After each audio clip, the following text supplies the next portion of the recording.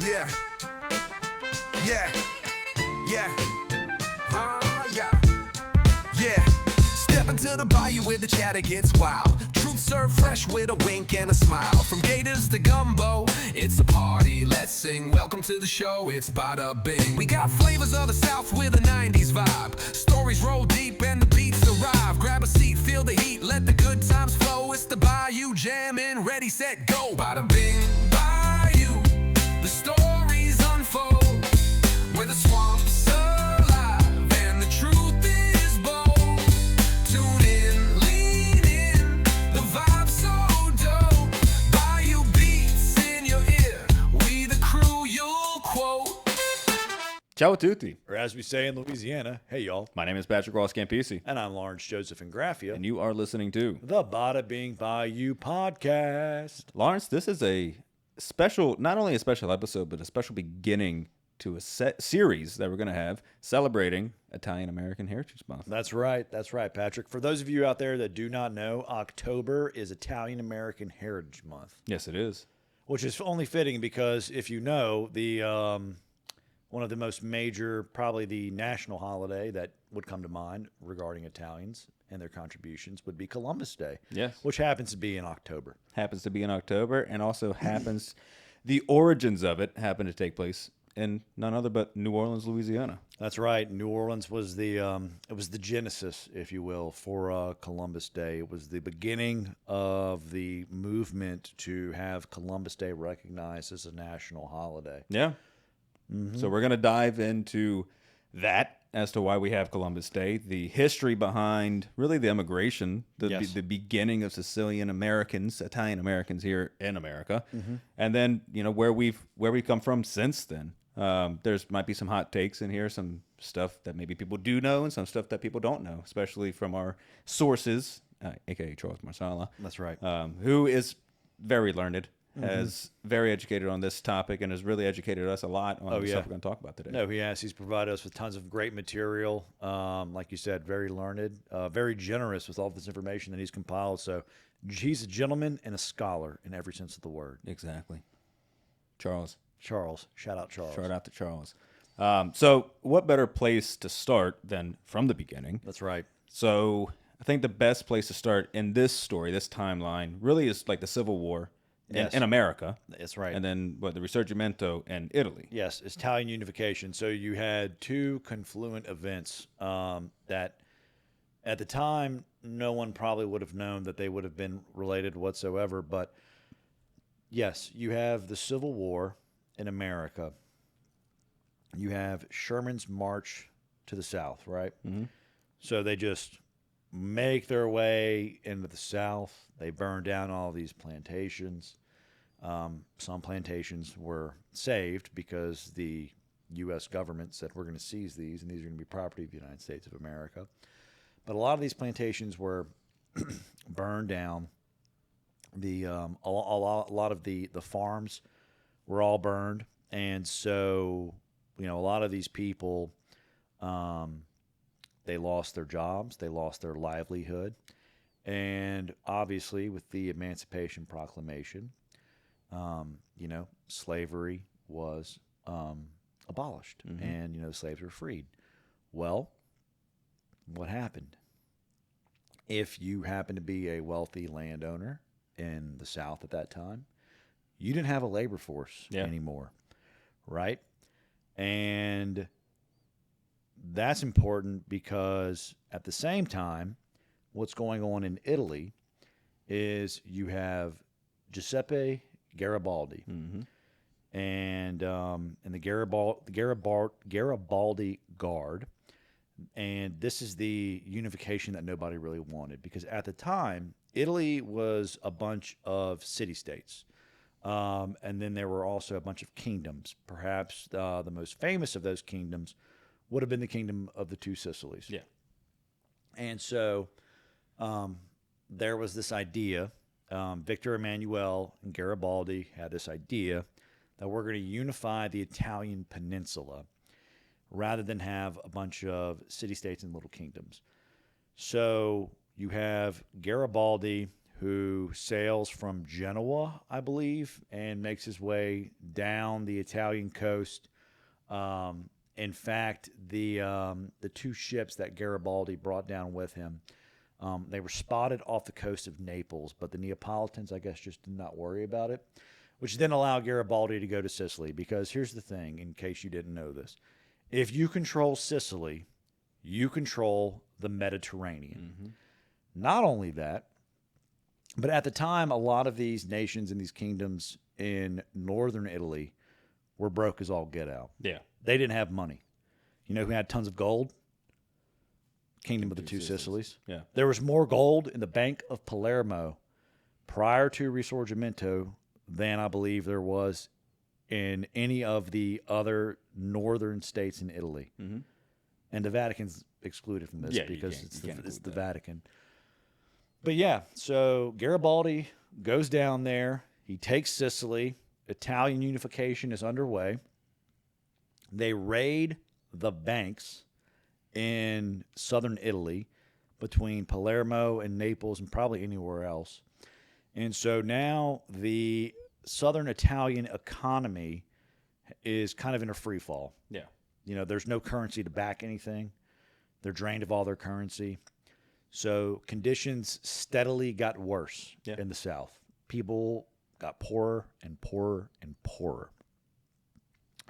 And so this is where this relates to the immigration to New Orleans initially. Because you had the big labor shortage back home in the States, right? You had deplorable conditions back in Italy. And so you needed a new labor force back in the States. And so what did they do? There were newspaper clippings and there were advertisements in local papers, even in Louisiana, where it said, like, you know, able-bodied Sicilians available for hire, blah, blah, blah, blah, blah. And you had some guy who was in some kind of position of power back in Italy, back in Sicily, back in southern Italy really as a whole. And he was kind of the one that would round up young men or just men in general to go to Louisiana and begin working. It's important to note that in Sicily, even to this day, agriculture is one of the biggest businesses there. Oh, yeah. It's huge. I mean, it's an island just flourishing with resources, agricultural resources. So the labor force there were professionals. Yeah. They were experts in their field, especially like there was sugarcane in Sicily that they would be harvesting. So bringing over those people who knew how to work on an island made of volcanic rock. If they can grow sugarcane over there, they can grow it in Louisiana, which is like the perfect breeding ground for sugarcane. So that, I mean, that was the for at least for my family, that was one of the original things. Is they came over sugarcane farmers. But I mean, there's plenty of other crops, strawberries, and I mean, really any crop. Yeah. But it was mainly the agricultural side of the trades that were coming over. Oh, yeah, no, absolutely. And speaking of agriculture, perhaps the earliest waves of Sicilian immigration to the United States, and then really kind of what developed the relationship between New Orleans and Sicily was that New Orleans imported more lemons and other forms of citrus from Sicily than I believe anywhere else. Yeah. The citrus trade was huge, and a lot of the Sicilians that immigrated over here, they brought the citrus with them. They began cultivating citrus in Louisiana. And it actually took a while because, I mean, now Florida and California have surpassed Louisiana in terms of citrus, but that was not always the case. Yeah. Louisiana at one point in time was outpacing both Florida and California in terms of citrus production. But that's its own little, agri-history lesson. Anyway. I like that, agri-history. Agri-history. Yeah, agri-history. Trademarking that. Trademark it. I'm an attorney. I'll do it myself.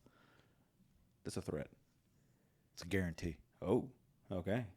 So back to the trades. Yes. Right? So, I mean, one of the biggest trade routes that they had was from Palermo to New Orleans. Oh, yeah. So it only made sense if you're already having these ships go back and forth trading commerce, trading citrus, trading produce. Well, why don't you just throw people on and we can now bring them here as a labor force? That's exactly it, and that's exactly what they did. Yeah, so my family, they got one, like you're talking about these newspaper clippings, they had the one-way ticket. You leave from Palermo, and you come over to the port of New Orleans, and then you go either to the plantation that you were supposed to go work on, or if you were in other trades, if you were vendors or whatever it was, most of them stayed in the French Quarter area. Oh yeah, in absolutely. New Orleans. And speaking of fruit vendors and fruit peddlers in New Orleans, Louis Prima has a song about that. He does. Please no squeeze of the banana. Which is a very interesting story. We'll talk as we go further into the chronology of this. When we get into the 1930s, 1940s, around World War II, we'll dive a little bit more into that. Oh yeah, absolutely. But no, I mean there was a big influx of Sicilian immigrants to the port of New Orleans, and then they obviously spread out from there. But a big part of the reason, like you said, was because a lot of the economy in Louisiana at the time was agriculture. A lot of the economy back home in Sicily, agriculture. It made sense. Made perfect sense. And the climate was pretty similar. Yeah. Right? I mean, everybody talks about the Mediterranean climate, but from what I've seen, Sicily gets like hot. I mean, you bake. It gets very hot. You bake in Sicily, like you bake in Louisiana. Yeah, it's hot and humid, but it's an island, so you still have the beach. But if you're not on the water, like where my family is from is in the Boliche Valley. So it's, in some mountainous range, but it still gets really hot there. Arid, very arid. Oh, yeah. Yeah. It was very arid, yeah. But there's other areas, of course, that are a little bit more like Louisiana. Regardless, though, the environment is conducive to agriculture. No, sure. certainly, and that's what prompted them to all come here, like we've said. And we could talk in circles about this all day long, about all the different ties between Palermo and New Orleans. Another big reason, though, why you had a lot of immigration from Sicily to New Orleans was because in the wake of Risorgimento, and you had the fallout of the economy of the Kingdom of the Two Sicilies and all the other places throughout southern Italy. What that did was it created a power vacuum. As the saying goes, nature abhors a vacuum. Okay. Right? So what happens? You have, like your political leaders have sold out to the northern kingdoms and the now unified Italy. Your currency is been usurped from your banks. Your economy is collapsing. So what happens? Who naturally, when you think Italians in power, there's bad conditions around, people are trying to do certain things. Like what organization, Patrick, do you think came up there and said, we're going to do this? Well, I'm going to have to just go out on a limb and say the mafia. La Cosa Nostra. La Cosa Nostra, exactly. They did it. So, and the origins of La Cosa Nostra are a little bit more, not so malicious, right? Would you say that they're a bit romanticized? They are. They definitely are, Yeah. and especially, I mean, the La Cosa Nostra in America is certainly romanticized, but for more of the negative elements. But back in Sicily, there are old renditions of the Italian dictionary when they started. Once they unified, had the proper Italian language, mafioso was actually considered a positive term for somebody, whereas nowadays not so much.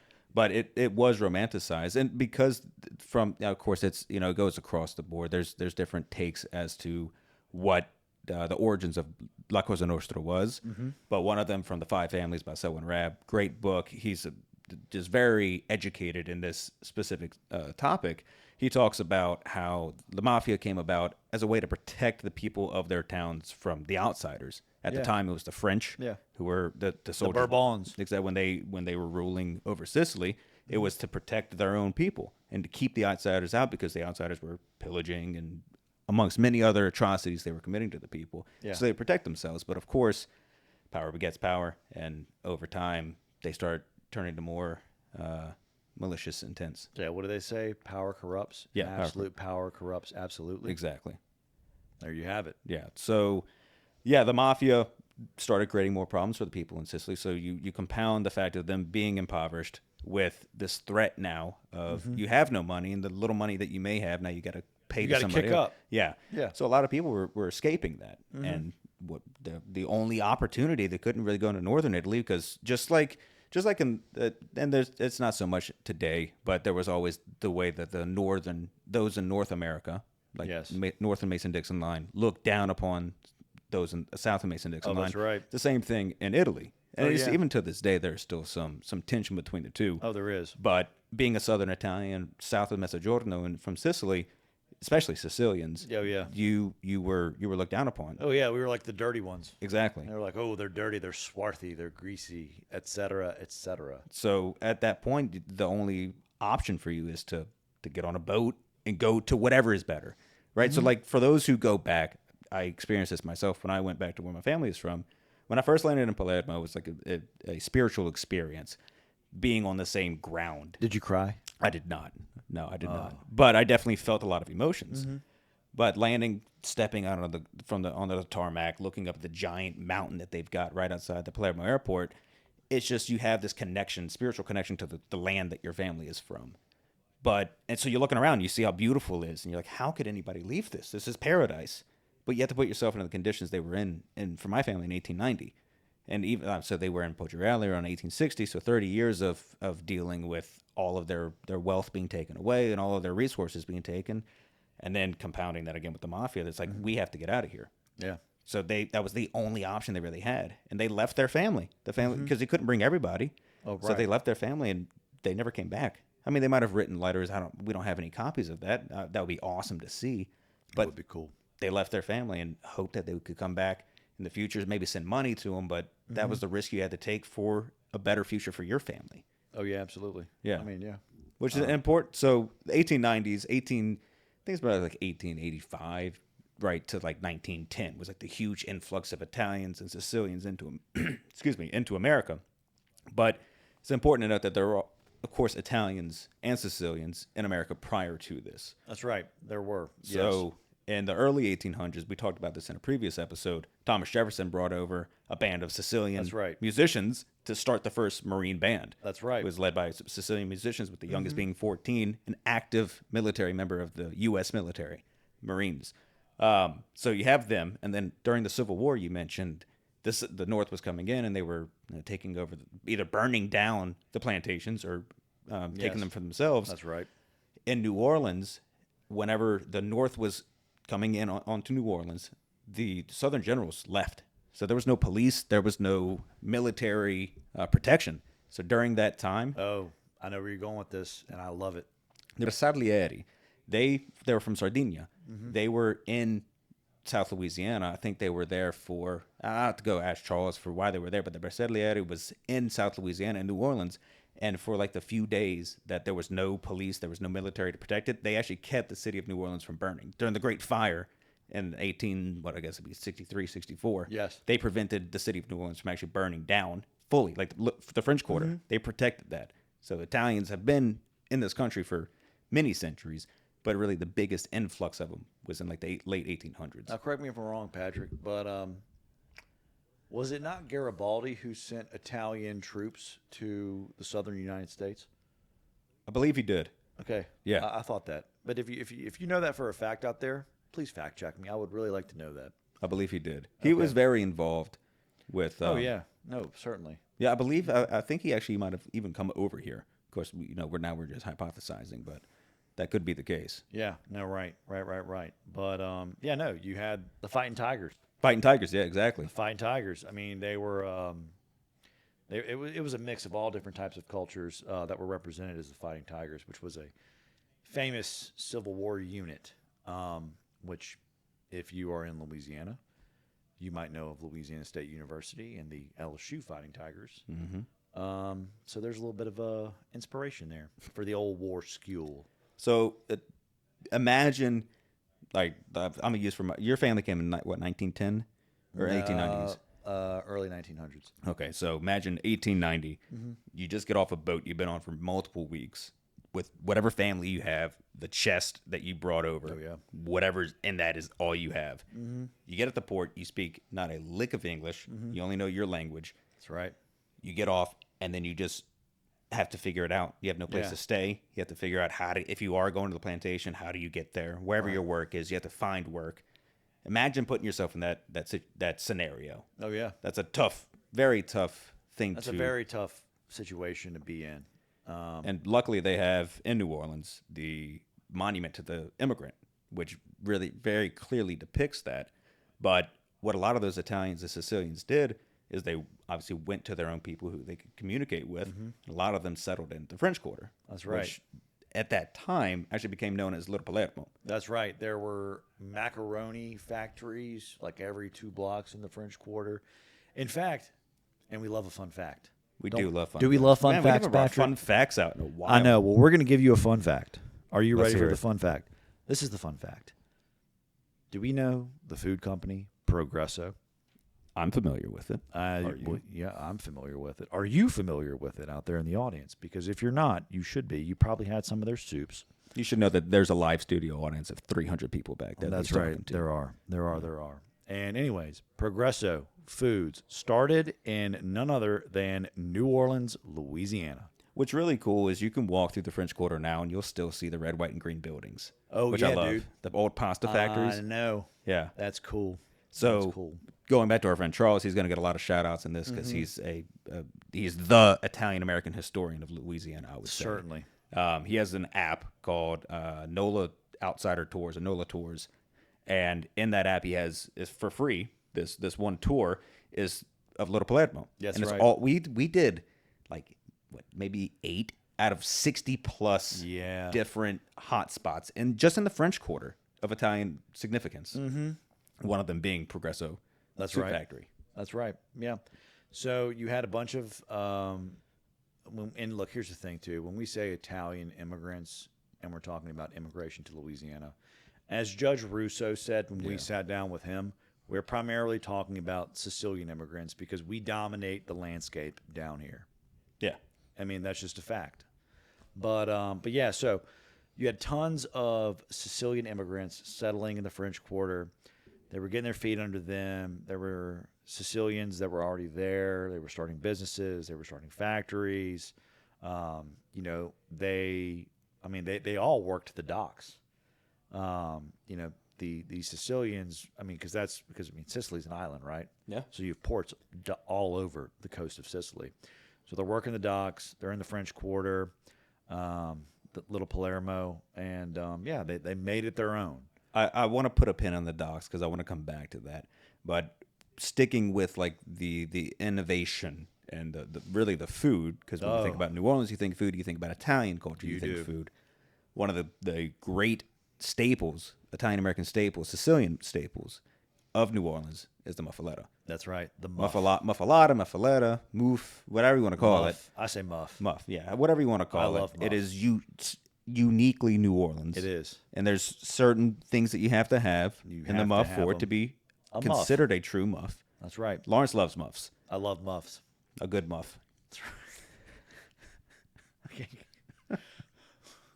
Obviously, we're going to have to edit this. No, part. we're keeping all of this in. Well, I will say this. Say it. There's nothing better than a good muff. I can eat muff hot. I can eat muff cold. I like extra. Do you like it sloppy or no? I like it sloppy. I want some good. I prefer them hot because I love good melted sticky provolone. Oh, it's the best. It has. I think it. And you gotta have a really good olive salad on there because I just love that vinegary taste. The more in my olive mouth. salad, the better. That's what I'm saying. You gotta have it. What's so? And the meats. Yeah, I mean, You gotta have the meats. so if would you rather, like, you go to Francolini's, you go to Central Grocers, you go to Nord Joe's, would you rather get the muff heated there and eat it there, or would you rather take it home cold? You got to get it cold and then heat it up in the oven when you get home. I'd rather take it and heat it up in my oven when I get home. Why is that? Because I'm very particular about how hot I like to eat the muff. And I think that 350 degrees for 12 minutes, and when you do it, you have to open the muff. So you can, yeah, because if not, you just burn the top and the meat is still cold on the inside. That's right. So yeah, so you open the muff, you put it in the oven. I'll never be able to get through this. So you open the muff, you put it in the oven. You open the muff, you put it in the oven. Because otherwise, if you don't open the muff, the meat's going to get cold. Yeah. You don't want to be eating cold meat. But I will say what I appreciate about getting a hot muffaletta Yeah. at Francolini's, wherever you go, is they put it in a press. Because the thing is like that Well, big. Francolini's doesn't have a muff. Well, you know what? I thought I got one. What did I get? You got the Gandolfini, which is like Gandolfini. their spin on the muffalata. Okay. All right. So let's go Central Grocers or Norjo's. Yeah. They are Anthony's here in Baton Rouge. Oh, Anthony's. Oh, I love that. They put it in a press because the thing, if not, is like that big, and you can't. It's so thick. You can't eat it. But when they actually compress people can't open their mouths wide enough to No. fit it in their mouth. I don't know why they made it that way. I don't know. Muffalata bread? Yeah. I mean, it's Well, the bread itself is like that big before you they cut buy it. Yeah, I know. Ridiculous. Gotta have sesame seeds on it. By Yeah, the you way. gotta have sesame seeds. Oh, and that's another reason why it's important to heat the muff properly, because when you toast the sesame seeds just enough, they like get a little bit more flavorful. Mm-hmm. I don't know what it is. Maybe there's some kind of chemical reaction that goes on. I'm not a chemist. I just know how I like my food, Yeah. and that just gives it a little something extra, a little lanyap, as we would say down here. Explain lanyap because most people don't know that. I love lanyap. I use that in everyday language, but Lanyap is a word we use down here in Louisiana that means a little something extra. Mm-hmm. That's lanyap. yeah. So if you, I don't know, I will give him an example. of lanyap. What's an example of like lanyap? It's so like if you're plating food for somebody, you just made a nice carbonara for your date, right? You serve to each, and you got a little bit left over. That's the lanyap. You got to give lanyap to your little sweetheart. Yeah, just a little something extra. Exactly, a little something extra. So, enough about muffs. Enough about muffs. Let's bring it I back. could talk about muffs all day, though. I mean, we got T-shirts that say it. I know. I love muffs so much. It's on a T-shirt that I bought. That's right. Yep. So, back to New Orleans, back to 1890, back to the ports. You're right. The Sicilians, they knew the ports very well because they grew up. They lived in Italy and Sicily, which was an island surrounded by ports. So they were naturally very good at working in the ports. And of course, Sicilians, there's, like we talk about, the faith, family, hard work. Those values, I think, really helped to make them succeed. But you have to consider, again, 1890, there was a lot of prejudice against Sicilians. Oh, yeah. For many reasons. One of them being because they were also threatening the white Americans, the WASPs at that time in Louisiana for their jobs and for their businesses. That's right. And of course, 1890, what is it? Hennessy. The police chief Hennessy. He was a police chief. Yeah, David C. Hennessy was the police chief in New Orleans at that time. And he is walking home one night. I don't know where he was coming from. Maybe a bar. I think he was coming home from either from a bar, from some political event. He always walked with bodyguards. That's right. He always walked with bodyguards. Because prior to this, Hennessy had a known rap sheet of basically attacking people. He was a very corrupt police chief. This is known, historically known, that he was involved in the brothels in New Orleans, and basically because he's police chief, he could take bribes from people and say, "I'll let this place stay open, but you didn't pay me, so we're going to shut you down. We're going to raid you and shut you down." So he was making a lot of money running all through extortion, basically. Yeah, and he also, through claiming self-defense, murdered a lot of his the people he was fighting against in politics, right? The people that he was running against. So all this stuff leading up to that point, that fateful night, he's walking home. His bodyguards aren't with him. Yeah, that's right. That was the one odd thing about that, and there's a lot of theories about why his bodyguards weren't with him. At this point, it gets to now we have to theorize because we don't know exactly. Now we have to theorize because we don't know. But what we do know is this: is that the police chief David Hennessy is walking alone, and gunshots ring out in Little Palermo, also known as the French Quarter. And out of nowhere, a cop shows up. One of his bodyguards. Yeah, so he's walking up to his doorstep. He's getting home from whatever he was that night. Gunshots ring out, like you said, and his bodyguard, who was supposed to be with him until he got to the door and let him in, and then he'd go home. His bodyguard then runs up. After he's already been shot, the gunman's run away. Yes, right. He's bleeding out on his stoop. That's basically. Right. And then allegedly, on his dying breath, this is the rumor. Police Chief David Hennessy says it was the Dagos. And for those who don't know, Dago is a derogatory term toward Italians and Sicilians. Yes. So of course, naturally, everybody's up in arms. They just murdered the police chief. Yes. It's got to be. They didn't like Sicilians to begin with. They didn't. He says if the day goes, we're going to go on an all-out riot. And then that's where I think that's where we're going to pick up next time, right? Yeah, there's a lot to unpack in that. Oh, yes. Especially with relation to Italian American Heritage Month and Columbus Day. So stay tuned for that. This has been the Bada Bing Bayou podcast. Ciao, y'all. Y'all come back now.